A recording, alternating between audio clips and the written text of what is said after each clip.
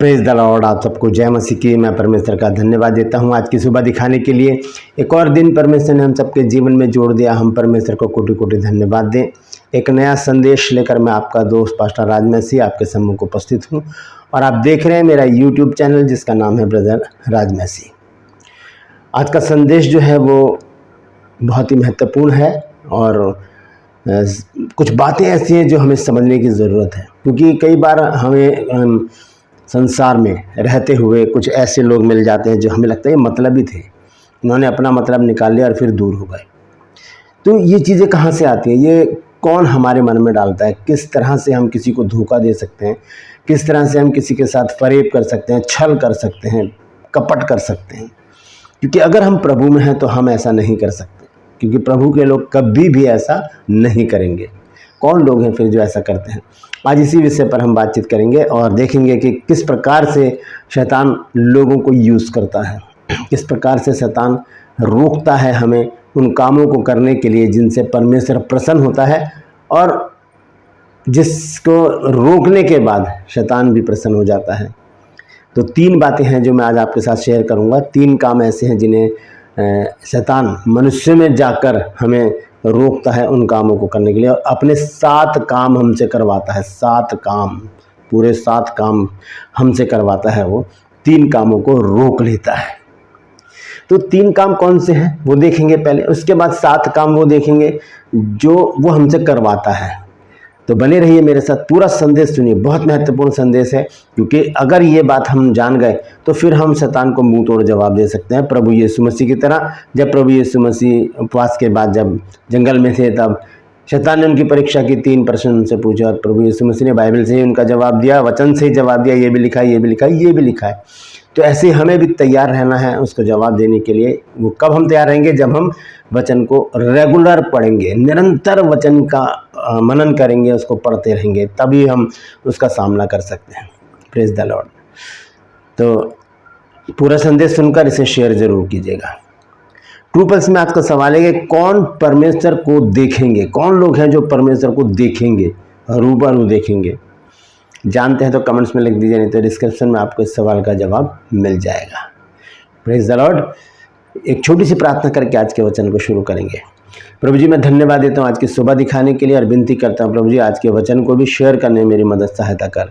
मेरे होठों को, मेरे दिल दिमाग को छूकर ब्लेस कर। मेरी आत्मा और मेरा शरीर तेरे ही कब्जे में रहे, ताकि बोलने वाला मनुष्य नहीं बल्कि तेरा आत्मा हो। जो भी गुण भेद की बातें इस वचन में छिपी हैं वो हम पे प्रकट करना, ताकि प्रभु जी हम उन बातों को जानें और प्रभु जी अपने जीवन को तेरे हाथों में देके हम चलने वाले बन सकें। जितने भी लोग इस वचन को देख रहे हैं, सुन रहे हैं, उन सब पर मैं तेरी आशीष बोलता हूँ प्रभु जी। हर एक को आशीषित कर। हर एक की रोग बीमारी, चिंता, परेशानियां, दुख, तकलीफें, लड़ाई झगड़े, मनमुटाव, बांझपन, कर्जा, नशा, बेरोजगारी, कमी घटियाँ, बुरी बीमारी, तलाक की समस्याएं हर एक घर से दूर कर दे प्रभु जी। अपने बच्चों को खुशहाल रख, भला चंगा रख प्रभु जी, और अपनी अगुवाई में लेकर चल प्रभु। जो लोग खो गए हैं उन्हें अपनी निगरानी में उनके घरों तक वापस पहुंचा प्रभु, ताकि उन घरों में भी आनंद मनाया जाए, बड़ी गवाहियां आने पाए मेरे प्रभु, और लोग बताएं कि प्रार्थना सुन ली गई है मेरे परमेश्वर। धन्यवाद देता हूं प्रभु, तूने मेरी इस प्रार्थना को भी सुन लिया। प्रभु यीशु मसीह के नाम से मांगता हूं, आमीन। Praise the Lord. तो आइए आज के संदेश को हम शुरू करेंगे। संदेश है कि शैतान ये 3 काम करने से आपको रोकेगा, लेकिन अपने 7 काम आपसे ज़रूर करवा लेगा। बहुत चुपचाप से वो अपने 7 कामों को करवा लेता है। तो आइए आज शैतान को मुंह तोड़ जवाब देते हैं और कहेंगे कि है शैतान दूर हो जा, क्योंकि अब उस पर हमारा अधिकार है। क्योंकि हमने क्या कर लिया है? हमने प्रभु यीशु मसीह को ग्रहण कर लिया, हमने प्रभु यीशु मसीह को एक्सेप्ट कर लिया। हम उसकी प्रभुता को अपने ऊपर एक्सेप्ट करते हैं कि वो मेरा प्रभु है। अपने हाथों को उठाकर कहिए कि हाँ, प्रभु यीशु मेरा प्रभु है। हालेलुया। जब वो मेरा प्रभु है तो फिर हम उसकी अधीनता में जब आ जाते हैं तो हम शैतान का मुकाबला कर सकते हैं। क्योंकि याकूब 4 अध्याय में लिखा है 7 और 8 पद में कि परमेश्वर के अधीन हो जाओ और शैतान का सामना करो, तब वो तुम्हारे सामने से भाग निकलेगा, तुम्हारे पास से भाग निकलेगा। तो हम बहुत से लोग क्या करते हैं, शैतान के ऊपर बड़े सारे इल्ज़ाम लगाते हैं, शैतान ने ये कर दिया, वो कर दिया, ये कर दिया, वो कर दिया। मैं जानता हूँ वो करता है, परेशान करता है, इरिटेट करता है, दुखी करता है, हमें परेशान करता है और हमें परमेश्वर से हटाने का, परमेश्वर से दूर करने का पूरा प्रयास करता है, पूरा जोर लगाता है, वो एड़ी चोटी का जोर लगाता है, पूरा प्रयास करता है कि वो हमें परमेश्वर से अलग कर दे। लेकिन यदि हमारे पास संदेश है, हमारे पास पवित्र शास्त्र है, हमारे पास बाइबल है, तो हम उसका मुकाबला कर सकते हैं, हम उसे परास्त कर सकते हैं। तो सबसे पहले हम देखेंगे वो कौन से 3 काम हैं जिन्हें रोकने का वो पूरा प्रयास करता है। लेकिन जो परमेश्वर की अधीनता में चलते हैं उससे कहते हैं चलो यहाँ से दूर हो जाओ, या शैतान दूर हो जाए, इस तरह से उसको भगा देते हैं और फिर अपने उन कामों में लग जाते हैं जो 3 काम प्रभु ने हमको बताया। सबसे पहला काम जो है वो है प्रार्थना। प्रार्थना जो है वो सबसे पहला काम है, क्योंकि प्रार्थना हमें परमेश्वर से जोड़ देती है। प्रार्थना का अर्थ है मनुष्य की आत्मा का परमेश्वर से बातचीत करना, वार्तालाप करना। जैसे एक परिवार में बाप बेटे आपस में बातचीत करते हैं, वैसे ही परमेश्वर से हमारी बातचीत होती है जब हम प्रार्थना करते हैं। अपने दिल की बातें खोलकर हम परमेश्वर से कहते हैं, किसी से नहीं कह सकते। हम संसार में किसी से नहीं कह सकते, ना माँ बाप से, ना भाई बहनों से, ना रिश्तेदारों से, ना दोस्तों से। दोस्तों से किसी हद तक कह सकते हैं, लेकिन बहुत सी बातें हम उनसे भी छुपा जाते हैं। लेकिन परमेश्वर के सामने तो सारी बातें बेपर्दा हैं, वो सब कुछ जानता है। इसीलिए हम खोल कर उससे कहते हैं, प्रभु मैं इस प्रॉब्लम में हूँ, मुझसे ये गलती हो गई है, मुझसे ये पाप हो गया है, मुझे क्षमा कर। और परमेश्वर सुनता है, क्षमा कर देता है, जैसे एक संसारिक बाप अपने बच्चों को माफ़ करता रहता है। तो सबसे पहला काम क्या है? प्रार्थना। प्रार्थना से रोकने का पूरा प्रयास करेगा शैतान। वो क्या करेगा? आपको सबसे पहले क्या करेगा? आपकी आंखों में नींद लेकर आएगा। यिर्मयाह 33 अध्याय उसके 3 पद में एक वचन लिखा है, वहाँ लिखा है कि मुझसे प्रार्थना कर तो मैं तुझे बड़ी और कठिन बातें समझाऊंगा जिन्हें तू अभी नहीं समझता। तो जब हम प्रार्थना ही नहीं करेंगे तो बड़ी और कठिन बातें जो इस बाइबल में है, इस वचन में है, हमें समझ में ही नहीं आएंगी। तो हमें करना क्या है?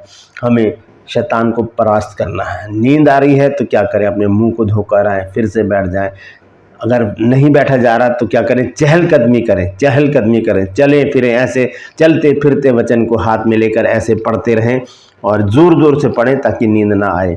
क्योंकि नींद जो है वो शैतान की तरफ से हमारी आंखों में आ जाती है। वो नहीं चाहता कि हम परमेश्वर से प्रार्थना करें, परमेश्वर के वचन को पढ़ें, क्योंकि वचन जो है वो हमारे लिए बहुत ज़रूरी है। लेकिन सबसे बड़ी चीज़ है प्रार्थना। प्रार्थना से वो हमको क्या करता है? रोकता है। हम देखते हैं लूका रचित सुसमाचार 22 अध्याय और उसके 46 पद में प्रभु यीशु मसीह ने क्या कहा है। जब यीशु मसीह प्रार्थना करने के लिए चले गए तो वहाँ पर जब वापस आए यीशु मसीह तो वहाँ पर चेलों को क्या देखा? सोते हुए देखा। यहाँ पर लिखा है 45 और 46 आयत में, तब वह प्रार्थना से उठा और अपने चेलों के पास आकर उन्हें उदासी के मारे सोता पाया और उनसे कहा, क्यों सोते हो? फिर देखिए 46 पद में क्या लिखा है, उठो प्रार्थना करो कि परीक्षा में ना पड़ो। क्योंकि शैतान अच्छी तरह से जानता है कि अगर ये प्रार्थना करेंगे तो परीक्षा से बच जाएंगे, वो दुख परेशानी प्रॉब्लम इनकी दूर हो जाएंगी। और शैतान नहीं चाहता कि हमारी दुख बीमारी चिंता परेशानियां दूर हो, वो चाहता है कि हम इसी में लिप्त रहें और करहाते रहें, परेशान रहें। प्रभु यीशु मसीह ने कहा, उठो प्रार्थना करो कि तुम परीक्षा में ना पड़ो। क्या करता है शैतान? इसी काम से हमको रोकता है, प्रार्थना करने से हमको रोकता है। तो आज शैतान को परास्त करना है, उसको कहना है कि शैतान दूर हो जाए। क्योंकि प्रार्थना हम जब कर रहे हैं तो अपने बाप से, अपने पिता से, अपने अब्बा से हम बात कर रहे हैं। और जब बाप बेटे की बात होती है तो बीच में किसी का भी आना अच्छा नहीं है। तो जब बाप बेटे की या बच्चों की और बाप से बातचीत हो रही है तो वहाँ पर अगर शैतान आएगा तो वो परास्त होगा। तो हमें क्या करना है? प्रार्थना करते रहना है, क्योंकि प्रार्थना के द्वारा ही शैतान परास्त होगा। पहला काम ये है जिसे शैतान करने से रोकता है। दूसरा काम क्या है? हम देखते हैं दूसरा जो काम है वो है आराधना।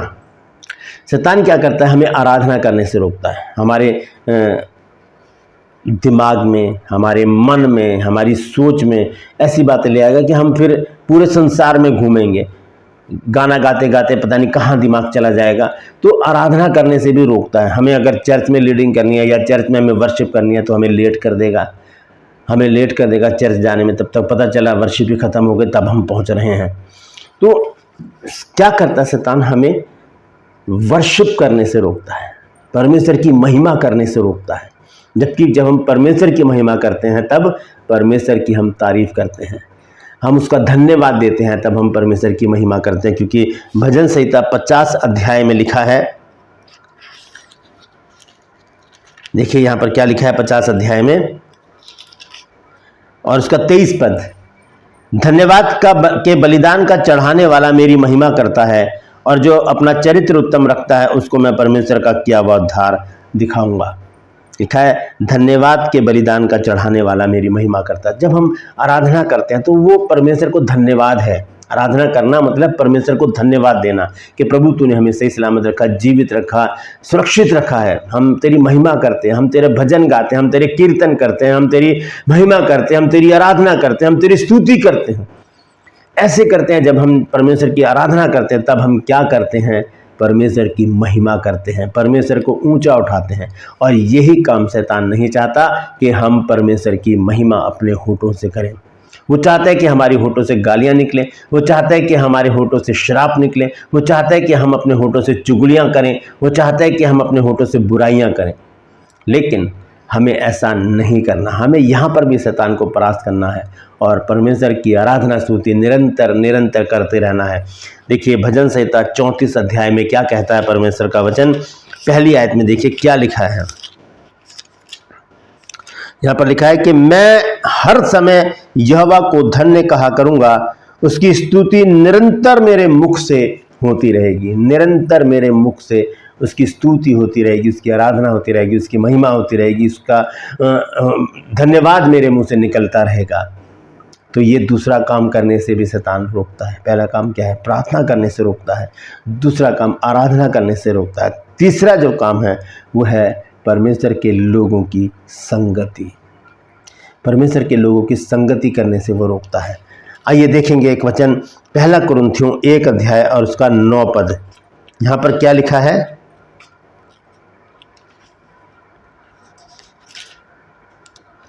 परमेश्वर सच्चा है जिसने तुमको अपने पुत्र हमारे प्रभु यीशु मसीह की संगति में बुलाया है। ये बुलाहट कहां पर है? प्रभु यीशु मसीह की संगति में। क्योंकि इस वचन को अगर हम मत्ती 18 की 20 से जोड़ें तो वहां पर प्रभु यीशु मसीह ने कहा मेरे नाम पर 2 या 3 जहां इकट्ठे होते हैं मैं उनके बीच में होता हूं। इकट्ठे होने का मतलब है संगति करना। और यहां पर लिखा है कि परमेश्वर सच्चा है और उसने तुमको अपने पुत्र हमारे प्रभु यीशु मसीह की संगति में बुलाया है, वहां पर बुलाया है। और वहीं जाने से शैतान क्या करता है? रोक देता है। बहुत सारे काम निकल जाते हैं। अब चर्च जाना, हमको चर्च में भी तो संगति होती है, बहुत सारे लोग होते हैं, प्रभु के लोग होते हैं। लेकिन इससे पहले कि मैं इसमें आगे बताऊं, एक वचन और मैं आपको बताना चाहता हूं। रोमियो 12 अध्याय और उसका 16 पद। 12 अध्याय का 16 पद देखिए क्या लिखा है। आपस में एक सा मन रखो, अभिमानी ना हो, परंतु दीनों के साथ संगति रखो, अपनी दृष्टि में बुद्धिमान ना हो। दीनों के साथ मतलब जो दीन लोग हैं, जो परमेश्वर के लोग हैं, जो हम्बल हैं, जो प्रभु के वचन को लेकर चलते हैं, प्रार्थनाएं करते हैं, आराधनाएं करते हैं, प्रभु में लगे रहते हैं। हमें पता होता है कि ये लोग कैसे हैं। हम उनकी तारीफें भी करते हैं कि हमने तो आपको बस प्रभु प्रभु करते देखा है, आप बड़ी मेहनत करते हैं। तो वहां जाने से शैतान हमको रोकता है, वहां जाने से शैतान हमको रोकता है। अब हम जब संगति में जा रहे होते हैं तो क्या होता है? चर्च जा रहे हैं, हम वहाँ पर संगति होती है, क्या होगा? कोई काम आ जाएगा, किसी का भी फ़ोन आ जाएगा कि आज तुम्हें यहाँ पर आना ज़रूरी है। बहुत सी बार हमारे बॉस जो होते हैं वो बहुत अड़चन डालते हैं। जब उन्हें पता चलता है कि हम मसीह हैं तो कहेंगे संडे को आपको ज़रूर आना है। प्राइवेट काम जो करते हैं उनके बारे में मैं कह रहा हूँ कि आपको संडे को ज़रूर आना है, क्योंकि ये काम करना ज़रूरी है, ये ऑर्डर मुझे कल पूरा करना है, परसों पूरा करना है, ये माल वहाँ भेजना है, ये करना है, वो करना है। बड़े बहाने बनाकर संडे को आपको अपने ऑफिस में, अपने फैक्ट्री में बुलाने का पूरा प्रयास करेंगे। ये शैतान का काम है। अगर वो हमें रोक रहा है संगति में जाने के लिए तो उससे कहना चाहिए शैतान दूर हो जा। जैसे यीशु मसीह ने कहा कि शैतान दूर हो जा। हमें भी वो अधिकार परमेश्वर ने दिया है। हमें शैतान के ऊपर अधिकार दिया है, संसार के ऊपर अधिकार दिया है, पाप के ऊपर अधिकार दिया है। हर एक चीज़ पर हमारा अधिकार है। तो हम उस अधिकार को यूज़ करें और कहें शैतान दूर हो जा। क्योंकि शैतान क्या करता है? वो नहीं चाहता कि हम दीन लोगों की संगति करें, परमेश्वर के लोगों की संगति करें और वहाँ से कुछ सीखें। क्योंकि वहीं से हम कुछ सीख सकते हैं। संसार हमें ऐसी शिक्षा नहीं देगा। संसार हमें गालियां देने सिखाएगा, मारपीट करने सिखाएगा, झगड़े करने सिखाएगा और गलत संगति में लेकर जाएगा, नशा करना सिखाएगा, वैश्यालय ले जाना सिखाएगा। संसार हमें ऐसी शिक्षा देता है और शैतान वहीं पर हमको खींच कर लेकर जाना चाहता है। तो हमें अपने आप के अंदर सामर्थ्य पानी है, क्योंकि पौलुस कहता है कि जो मुझे सामर्थ्य देता है उसमें मैं सब कुछ कर सकता हूँ। तो पवित्र आत्मा से वो सामर्थ्य मांगे कि शैतान को कह सकें कि शैतान दूर हो जा। तब हम संगति में जा सकेंगे। परमेश्वर के लोगों की संगति में जाने के बाद हम आत्मिक उन्नति करते चले जाएंगे।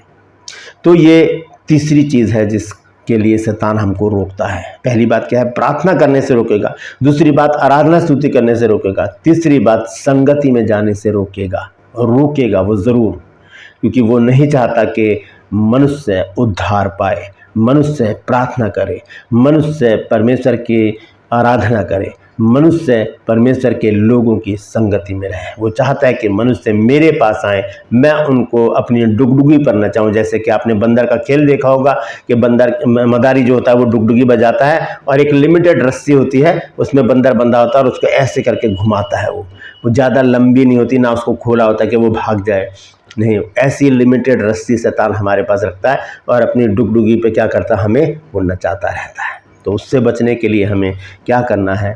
हमें उसका सामना करना है। याकूब 4:8 लिखा है कि शैतान का सामना करो तो वो तुम्हारे पास से भाग निकलेगा। तो हमें उसका सामना करके उसे भगा देना, जैसे प्रभु यीशु मसीह ने भगाया। अब मैं आपको बताना चाहता हूँ 7 काम कौन से हैं जो शैतान हमसे कराना चाहता है। 3 काम रोक देगा हमारे, लेकिन 7 काम वो कहेगा कि आओ अब ये मेरा काम करो। अगर हम तीनों कामों को हमने छोड़ दिया है, हमने प्रार्थना करनी छोड़ दी है, हमने आराधना स्तुति छोड़ दिया, हमने संगति छोड़ दिया है, तब हम शैतान की गिरफ्त में हैं। तब क्या करेगा? वो हमसे ये 7 काम करवाएगा जो नीति वचन 6:16 से 19 पद में लिखे हैं। यहाँ पर लिखा है 6 वस्तुओं से यहोवा बैर रखता है, वरन 7 है जिनसे उसको घृणा है। घृणा करता है परमेश्वर ऐसे कामों से जो शैतान हमसे करवाता है। अब देखिए क्या है, अर्थात घमंड से चढ़ियां, क्यों हमारे अंदर घमंड लेकर आएगा, है ना, घमंड। और झूठ बोलने वाली जीभ, वो हमसे झूठ बुलवाता रहेगा, छोटी छोटी बातों में झूठ बुलवाता रहेगा।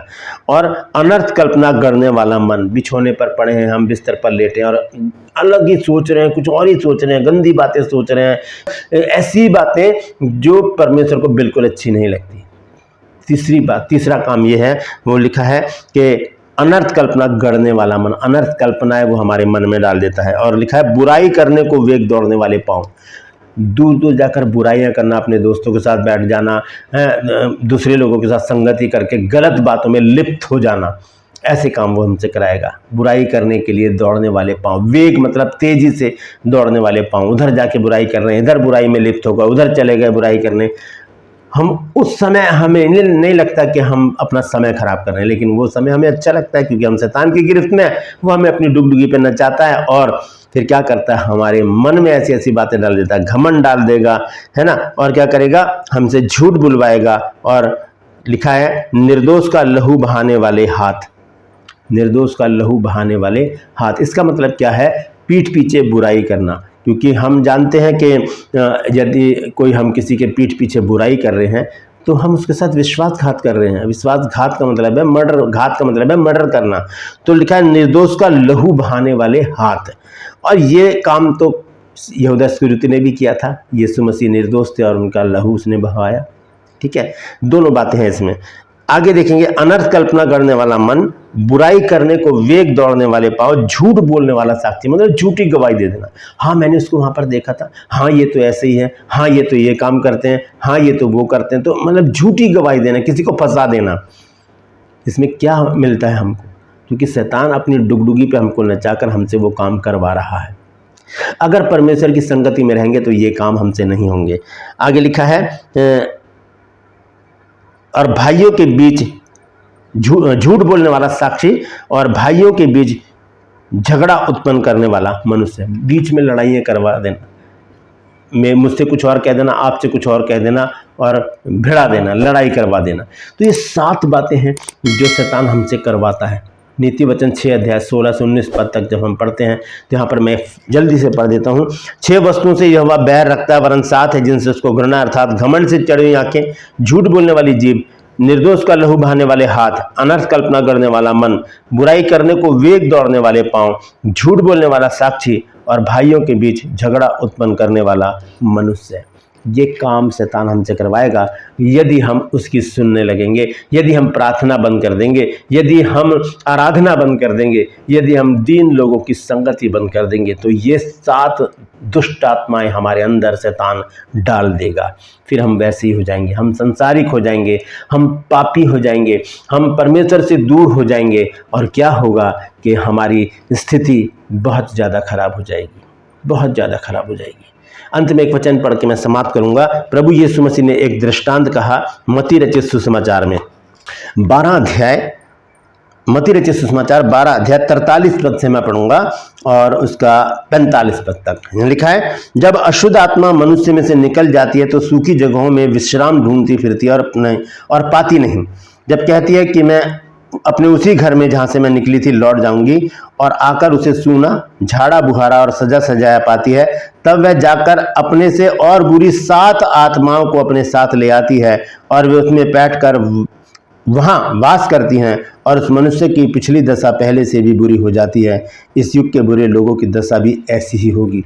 इस युग के बुरे लोगों की दशा कौन है? जो शैतान की बातों में आकर क्या करते हैं, परमेश्वर से दूर हो जाते हैं। तो ये 7 बुरी आत्माएं कौन सी हैं? नीति वचन 6 अध्याय 16 से 19 पद से जब हम पढ़ते हैं, ये 7 बुरी आत्माएं शैतान हमारे अंदर डाल देगा और हमारी दशा पहले से भी बुरी हो जाएगी। दोस्तों, सतर्क होने की ज़रूरत है, सावधान होने की ज़रूरत है। हम प्रार्थना करना ना छोड़ें, हम आराधना करना ना छोड़ें, हम संगति ना छोड़ें, क्योंकि प्रभु यीशु मसीह का शुभ आगमन बहुत निकट है, वो आने वाला है। तो क्या जब वो आएगा तो हमें शैतान की गिरफ्त में पाए? नहीं, हमें प्रार्थना करते हुए पाए, हमें आराधना करते हुए पाए, हमें संगति में बना रहता हुआ देखने पाए। तभी वो हमें अपने साथ लेकर जाएगा और हम उसके साथ स्वर्ग में वास करेंगे। Praise the Lord. परमेश्वर इन वचनों के द्वारा हम सबको आशीष दे। यदि आज आपने कुछ नया सीखा है तो कमेंट्स में ज़रूर लिखिए और इस वचन को शेयर कीजिए ताकि और भी लोग इन बातों को जान सकें। Praise the Lord. True pulse में आज का सवाल है कि कौन परमेश्वर को देखेंगे, कौन देखने पाएंगे, रूबरू कौन परमेश्वर को देखने पाएंगे? जानते हैं तो कमेंट्स में लिख दीजिए, नहीं तो डिस्क्रिप्शन में आपको इस सवाल का जवाब मिल जाएगा। मैं आपसे गुजारिश करता हूं मेरे इन चैनल्स को सब्सक्राइब कीजिए, बेल आइकन को दबाइए ताकि नोटिफिकेशन आपके पास पहुंचे, नया वीडियो नई जानकारी बिना व्यवधान के आपके पास पहुंच जाए। मेरे वीडियोज़ को लाइक कीजिए और शेयर कीजिए और कमेंट्स बॉक्स में आकर मुझसे ज़रूर बातचीत कीजिए।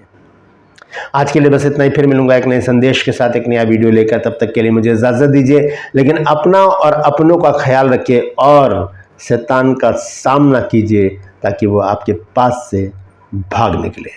Praise the Lord. परमेश्वर आप सबको आशीष दे।